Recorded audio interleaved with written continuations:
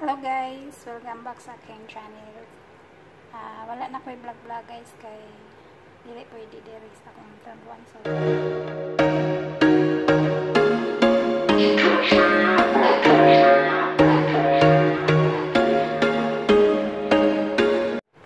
kani akong i-vlog karon kay kuha ning sudan.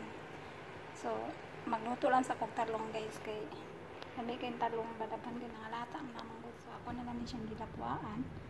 So ang akong butang ani ay itlog nya paringkoan ahos o bombay itong garlic o onion nya karing magi o kaning black pepper o salt. Mura na akong ibutang ani guys. So ako saan siyang kanon kasi ning hiwa-hiwa na akong mga akong kuan garlic ug onion human sago din ako ang itlog. So mara na ako ang sudan karong adlaw. So mag-prepare sa ako guys. So okay, ang talong guys mao din akong itlog. So ako ra ning i-saw-saw diri human akong pretoron. So, muna na siya. Ito na nang ibo-bo dari kay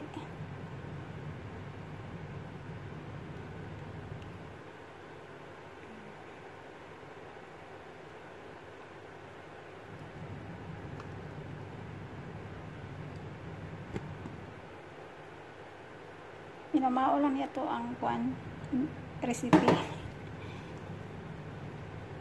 Please maluto ra ni ron. Daghan kayo kuan akong talong, daghan kayo liso. Ako na siyang gilapwaan daan para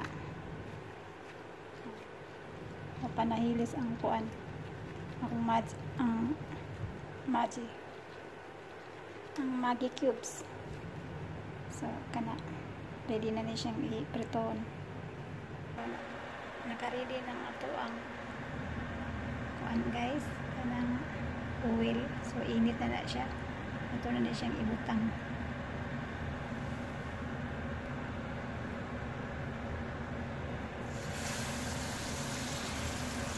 So isa ko ng tanato kay dili siya mapagod.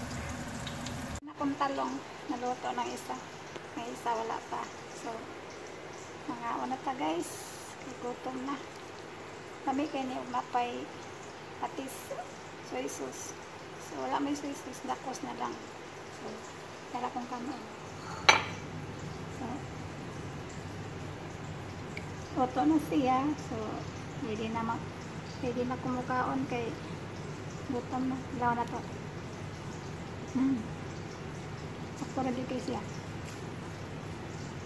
Maragig na sa Pinas na yun. Tortang talong.